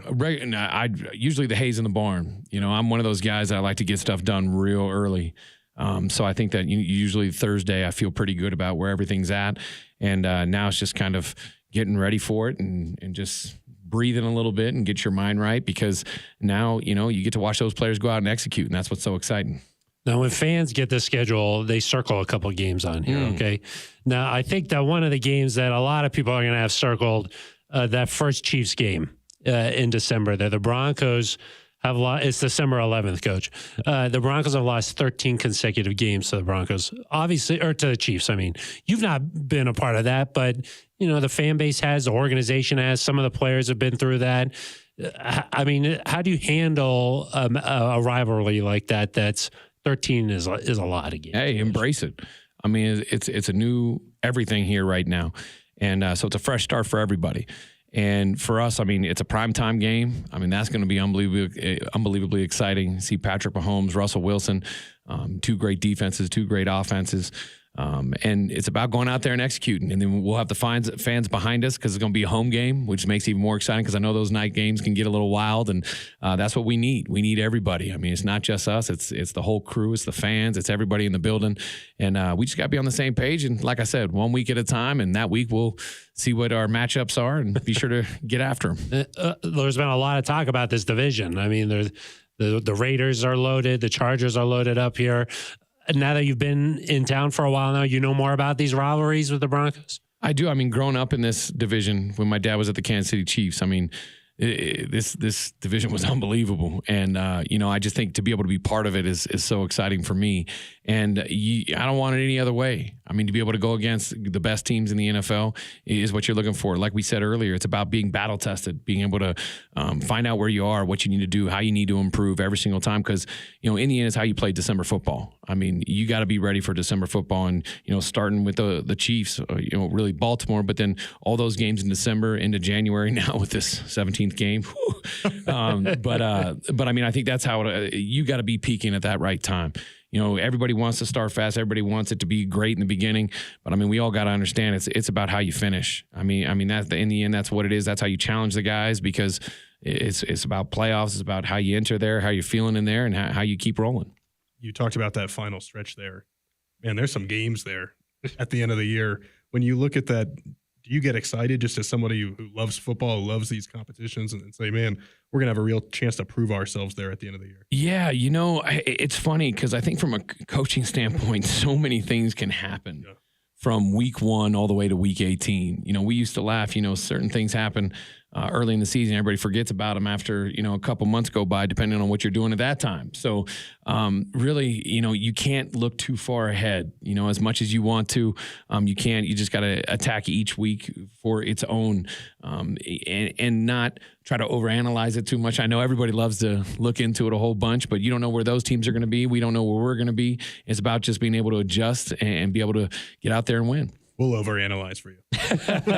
I know it's funny because everybody keeps asking, oh, what about that? It's like, hey, I don't know what's going to happen. That's like 3 months. Yeah. I mean, a lot of things can happen in 3 months. So we go win, loss, right down. I mean, what are you thinking, 17-0 here? Hey, again, it's just about getting out there and getting after it every single game. That's what we want to show. We want to show our unity as a team. We want to show execution and, those explosive plays. Like those are the things that we're hunting and just continually show improvement. I think that's so key, especially with less preseason, less practice, to be able to finally put pads on and tackle people full speed and all that kind of stuff. I mean, you just got to keep showing improvement. I mean, that's the key. I mean, we were so good at times in my past and, in the end, you got to keep winning. I mean, you got to go on a run at some point. Last one for me, Coach. When you're standing out there week 1, and even now when you're looking at this schedule, do you think you'll have a moment when it's like, hey, I'm an NFL head coach. I made it to this point and kind of soak that in a little bit? I don't know if I can answer that because I'm not sure. I think up to this point, it's been a great experience. It's been such an honor to be part of this organization. And with all these guys, I think once the players came in, being able to get to know them, and thinking about how much more I'm going to be able to get to know them, it's so much about the team for me and just being part of it. It's not me as a head coach. It's not, one individual. I mean, that's why this is such a great game because it's all about the team. I mean, nothing else matters. And I think, I think you always have nerves anytime at any position that you're part of in an organization when you go into any game. And that's because you love it and you care. So I know at some point I'll probably take a breath, but it'd be great to have all these amazing people around me for that, to be able to execute and get our job done. Well, I know that the rookies are in the building here. You got a practice coming up, so we'll let you go. Coach, thank you so much for spending some time here on the Neutral Zone. Awesome. Hey, I appreciate you guys. All right. Our thanks to Broncos head coach Nathaniel Hackett. Spent a little bit of time here sitting down, going over the schedule. We hit him on a bunch of different things. Eric, what do you think? He says he likes to take his wife out on a date every Friday night. That's nice. That's really nice. I like that. That's kind of what you do, right? Yeah, I hope my wife doesn't hear that. I know. I was going to say, oh my gosh. What do you think date night is like with Coach Hackett? Probably some, he said he's a wine connoisseur. I bet he's a wine connoisseur. Wine. We've seen him with good wine, I bet. Yeah, the wine menu comes out. Yeah. Italian, maybe, do you think? Or French? All sorts. All kinds of things. Yeah, me too. That's got to be exciting, sort of exploring a new city, and then you get to try some new restaurants. And definitely. We'll have to go out on Friday night, see if we just bump into them. Yeah, what are you doing here? Start wandering around restaurants. What are you doing here? What if we join you? Crash date night, Eric. Anyway, anything that he said that sticks out to you? I just think he kind of echoed what we talked about at the beginning, that it's all about peaking at the right time. He probably would not be thrilled. He would not be thrilled. If he looked at our projections and saw 2-4 to end the year. We kept those away from him. Yeah. But because he talks about being battle tested at the end of the year, being ready to go. He kept saying again and again, it's one game at a time. We can't look too far ahead. Some coach speaking there. But I think he recognizes the end of the season is going to be a real bear. Not a Chicago bear, just like what kind of a bear? Like a grizzly bear? Yeah. Chicago bear. No, I don't think there's a lot of bears. Black bear, maybe? Who knows? And so that stands out to me. As bear cupboard? I think everybody realizes that's the part of the year that you're going to find out what this team is really about. I agree. He did bring up the Rams last year, played a strong division. They were battle tested when they fell behind a little in the playoffs or whatever. No panic. I think that facing a tough schedule is important, and I thought that was good for him to say that this team will be battle tested by the end of the year, one way or another, and I think that's always a good thing. If you get into the tournament, that's all that really matters. Right. What'd you think about what he said about the Chiefs? He didn't really bite. Yeah, I think he recognizes that it's an important game, but where it's December. That's in December. It's May right now. Right now it's May. Yes. It's just a long way away to be hyping that up too much. Well, that's what happens when the schedule comes out. That's what you want. Well, in general, maybe just some of this rivalry. This is a thing now. Well, I mean, he's clearly emphasized win the West, putting the logos up. He wears those T-shirts. Win the West. They know they've got to beat the Chiefs. I don't think that's any secret. Yeah. Do you think that he is different in meeting rooms versus his public, how he acts in public a little bit? Because in public, he's really he's got a sort of a youthful energy, to him. But I do think, I believe that there's a side of him that can be very serious, can be really he shows off a different side of him that's I am a football sort of, I don't want to say genius, but I know what I'm doing here.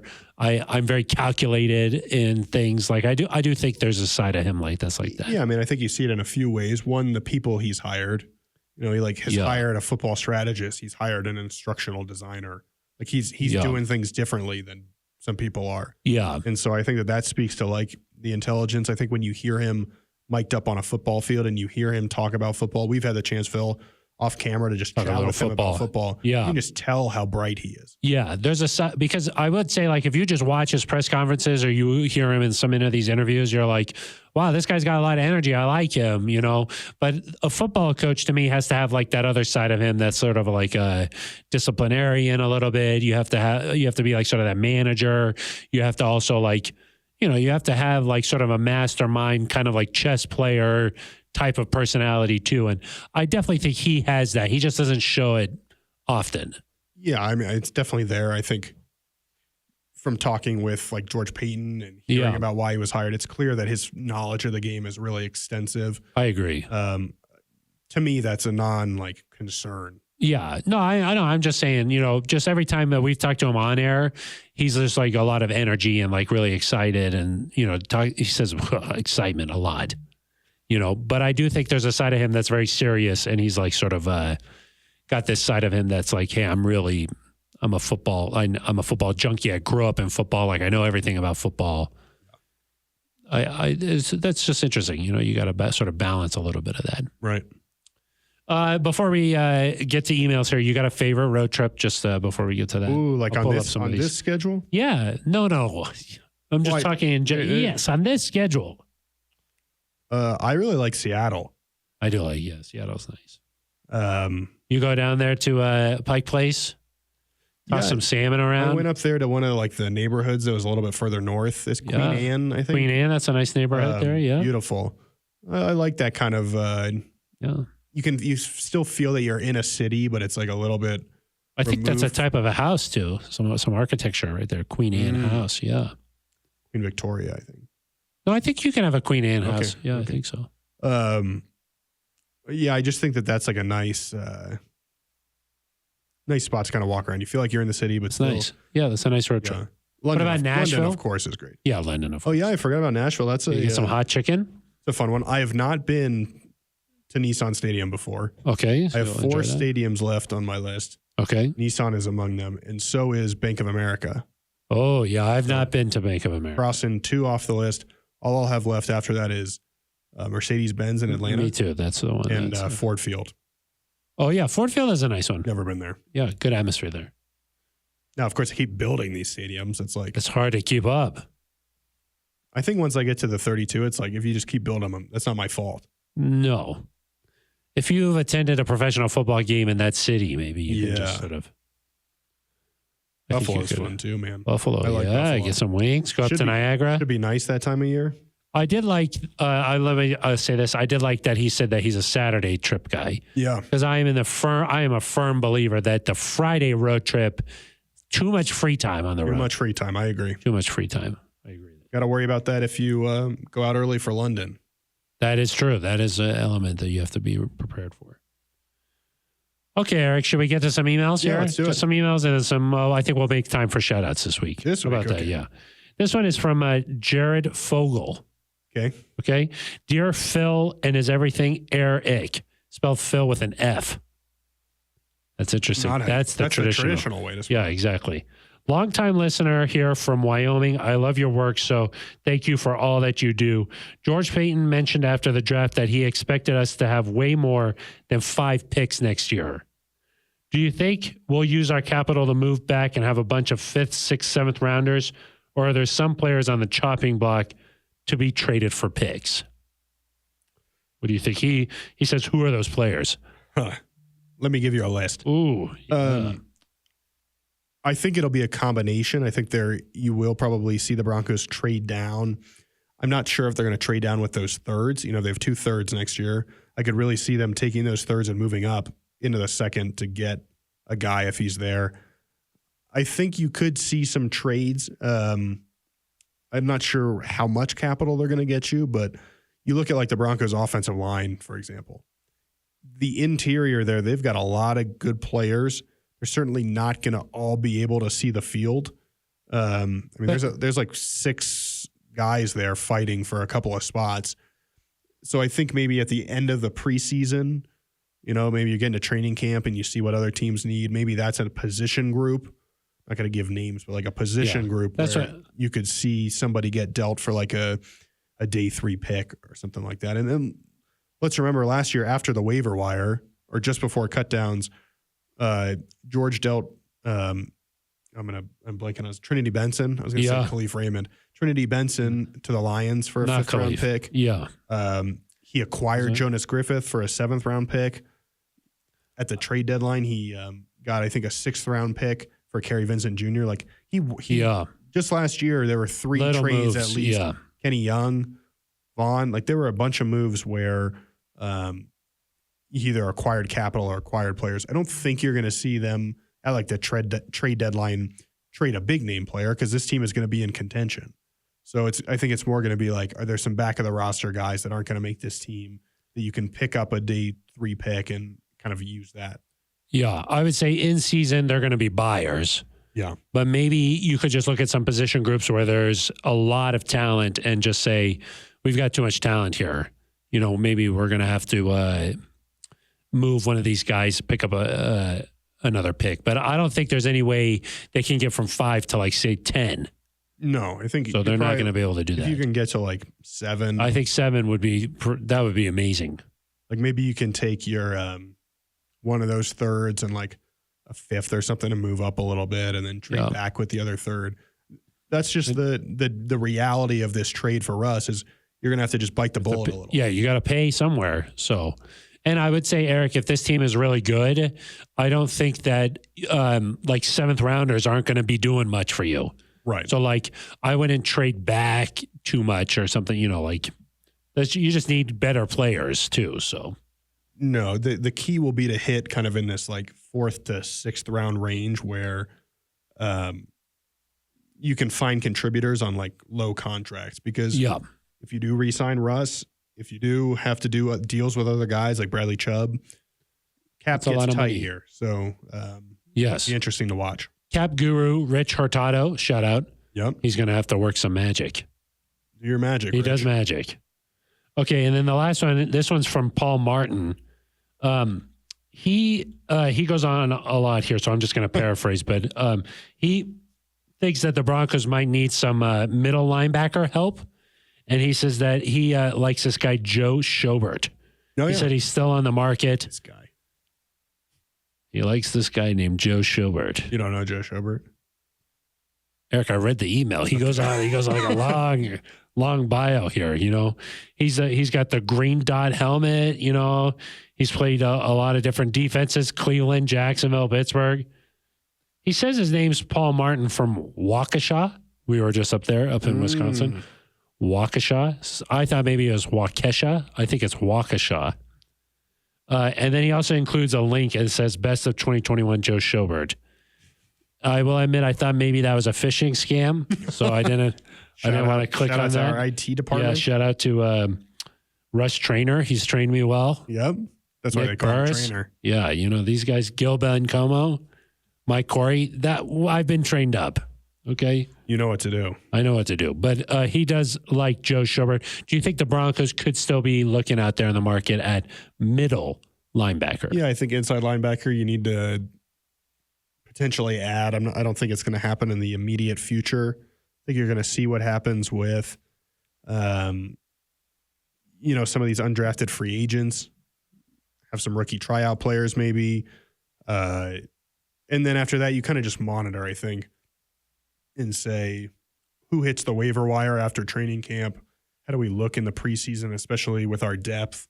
How do we feel about Alex Singleton and Jonas Griffith alongside Josie Jewell? If you're happy with all those, then I think you just kind of wait it out. And again, it depends. If they're really confident in Jonas Griffith or Alex Singleton, maybe you're not adding like a starter type player, but we have seen the Broncos in the past go out. Like I said, they acquired Kenny Young midseason. They acquired Jonas Griffith at the start of the year. The year before that, Mark Barron, they signed him in training camp. Obviously, I don't think he ever played a game because of injuries, but the intent was for him to play. Yeah. And so certainly some time still to add, but maybe not in the immediate future. Yeah, I agree. There's always like some moves out there that the majority of the fan base doesn't really pay too much attention to, and then they end up doing something there. So thank you very much, Justin Fogel and Paul Martin. A couple of nice emails there that we got in there. Justin listening up in Wyoming. So shout out to all of our friends from the great state of Wyoming. The great North. I don't know if that's the great North. It's not like Montana is the North, Minnesota is the North. It's not the North. Wisconsin. The great middle North. Paul Martin from Waukesha. That's the great North. Yeah, okay. Yeah. Wyoming, though, very nice. Jackson Hole area, really, really nice. Yellowstone. Many nice things. Spent a lot of time driving, though, in the south on I-80. Ooh. A lot of time on I-80. Some good wind. A lot of wind, yeah. A lot of wind. Yeah. That'll push your Prius right off the road. Not a sponsor. I don't drive a Prius. You and I both drive the same car. That's true. Oh, Can't really? reveal it because it's not a sponsor. Really nice Aston Martin. Yeah. Oh, yeah. Sometimes I break out the Ferrari. Yeah. The RAR. When you bring in the Ferrari, I drive the Rolls Royce. Right. So we let each other know. Yeah. Today's not an Aston Martin day. No. It's the weather. My Ferrari has four-wheel drive. So it does. That's what I drive in the snow. I'm just curious. What model number would you say that? I can't tell you that. Got it. Custom. Yeah. Custom. Wow. Just for me. Four-wheel drive. You watch Formula One? I saw you were down there in Miami hanging out with Tom. I took the picture of Tom. Yeah. MJ. Yep. Lewis. David Beckham was there. Yeah. It's nice. I was in the next one. You took the picture, though. The first one that went viral. The next one. You took that next one Tom took. Oh, you were like, Tom, let me. It's like, Tom, let me sneak in. You couldn't get anybody else to take it. People are busy down there. Really? On the grid. That's what they call it. I know that's on the grid. Yeah, that's before the race. The grid. And you could just go up and talk to anybody, huh? Yeah, I mean, I just said I'm from the neutral zone. Yeah.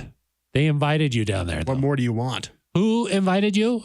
Was it Lewis? No, it was somebody within the McLaren organization. McLaren. Yeah. You were checking out the McLaren.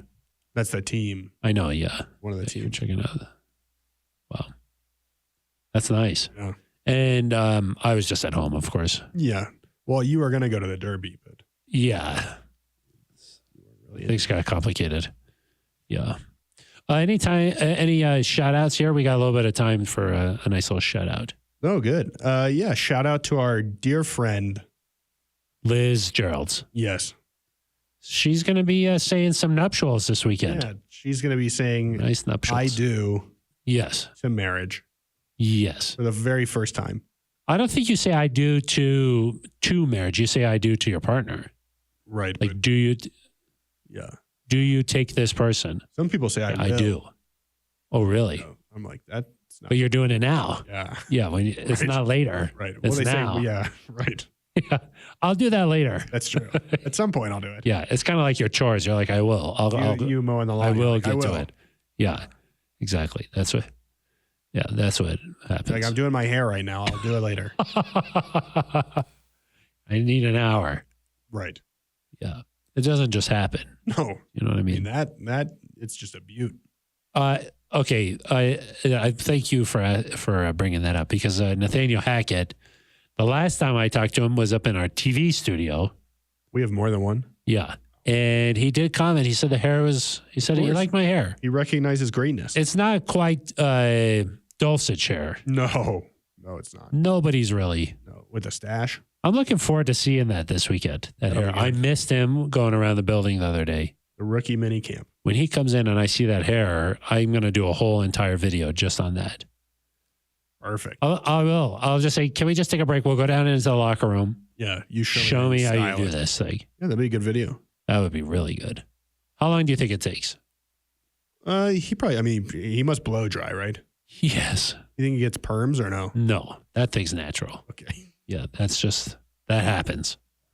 But I do think you have to blow dry that. Oh, definitely. Otherwise it would be out of control. Yeah, it'd just be a mess. Yeah. I dabble in some blow drying. I can tell. Any other shout outs, Erica? We do wish our friend Liz Geralds, this is a heartfelt, sincere shout out. Very heartfelt. Yes. A retroactive shout out. We didn't have time to get to it last week, but Peyton Manning we ran out of time. and Emmanuel Sanders, both in their own way, honored our friend, the late Demaryius Thomas. Yes. Peyton Manning, a couple of scholarships now in DT's name in his honor. Emmanuel Sanders, an event at the Boys and Girls Club, donated some jerseys there. It was a nice mural. Hosted a football clinic for the kids there at the Boys and Girls Club. We know how much those things meant to DT. So nice to see them both in their own way make an impact. You know, one thing that's nice about certainly that team and a lot of former Broncos from all different generations, after they're done playing, still a strong connection to the Denver community. Yeah, I mean, they're connected by that championship. And I just mean like in general, like Peyton Manning still lives in town. Right. It's nice to see that. You know, Emmanuel Sanders, I believe, still has a house here. These guys, there's a lot of connection post-playing to the city. Yeah, I agree. But I also think there's something about the fact that when you win a championship, title, you know, that group is connected forever. Yeah. There'll be like alumni teams years from now where they're like, let's bring back the 2015. Right. Yeah, exactly. That is nice. And the Broncos hosted a nice little Play 60 clinic earlier this week for Special Olympics. Yeah. So that was nice. Always doing work in the community. That's right.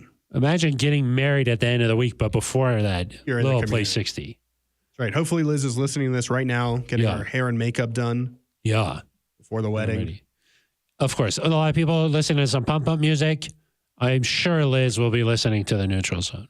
Kind of a bummer that neither of us can go because of rookie minicamp. Rookie minicamp. That's a big, we got to work. She'll understand. Well, and in general, you don't enjoy celebrations. You're just sort of work. I'm kind of like, what's next? Yeah, exactly. It's kind of like after when Nick Saban wins a championship and they're like, oh, how happy are you? And he's like, I'm not happy at all. He's like, I got to go recruit at a high school basketball game. Yeah. Arch Manning is somewhere out there. Or it's like when Tom Brady's asked which ring is his favorite. He says the next one. Yeah. That's a good answer. That is great. That's a nice answer. Love that. But secretly, I think there's joy inside. Yeah, secretly. For you too, I think, somewhere. Oh, somewhere. I'll look for it. Deep.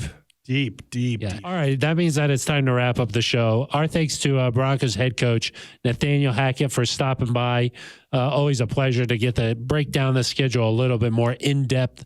And hopefully you enjoyed that conversation. So we'll be back next week after a busy weekend here with the rookies in town, getting some good work in. So we'll be sure to catch up with them. And we'll be back next week for another episode. Until then, for Eric Dalala, I'm Phil Milani. You've been listening to The Neutral Zone.